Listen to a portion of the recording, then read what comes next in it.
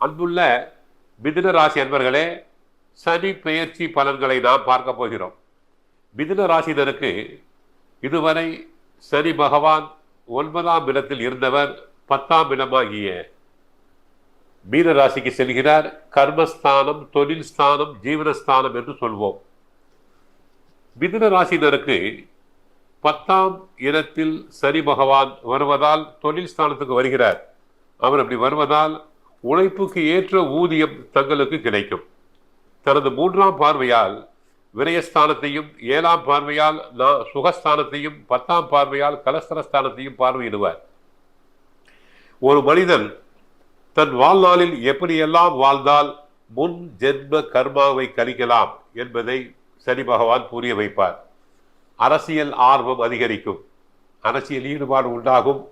கட்சிக்குள் இதுவரை பதவி இல்லையே, தங்களது ஆலோசனைகள் ஏற்கப்படவில்லையே என்று மனம் கலங்கியவர்களுக்கு அவர்கள் ஆலோசனைகள் ஏற்கப்படும், நல்ல பதவிகள் கிடைக்கும்.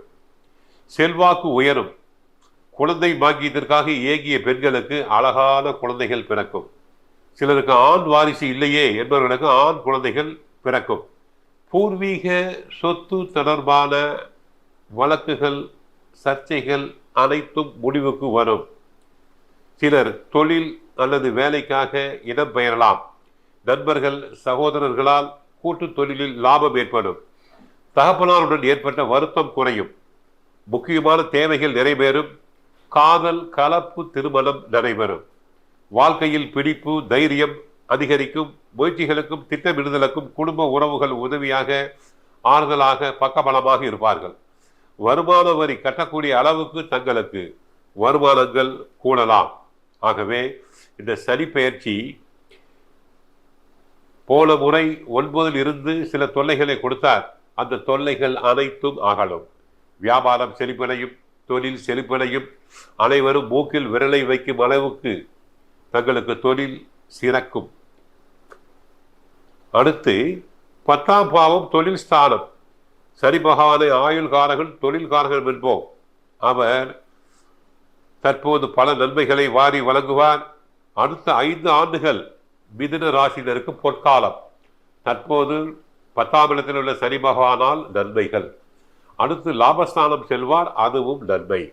இந்த நேரத்தை, பொன் போன்ற நேரத்தை நன்றாக உபயோகப்படுத்தி வாழ்க்கையில் முன்னேற வழிவகுக்க வேண்டும். சேமிப்பை தொடர வேண்டும். ஒருவேளை பிறப்பு ஜாதகத்தில் சனி நீச்சம் அடைந்திருந்தால் மட்டுமே காரைக்கால் திருநள்ளாறு சென்று சனி பகவானுக்கு அர்ச்சனை பரிகாரம் செய்து கொள்ளுங்கள். இல்லாவிட்டால் சென்னையில் உள்ளவர்கள் சென்னையில் பொலிச்சலூரில் உள்ள சனி பகவான் கோயிலுக்கு சென்று வழிபடுங்கள். ஏழை பாலைகளுக்கு உதவி செய்யுங்கள். நோயாளிகளுக்கு, குஷ்ணரோகிகள், கேன்சர் பேஷண்ட்ஸ்களுக்கு உதவி செய்யுங்கள். ஆடை இல்லாதவருக்கு ஆடை வாங்கி கொடுங்கள். குடை தானம் கொடுக்கலாம், கம்பளி தானம் கொடுக்கலாம். நன்மைகள் பெருகும்.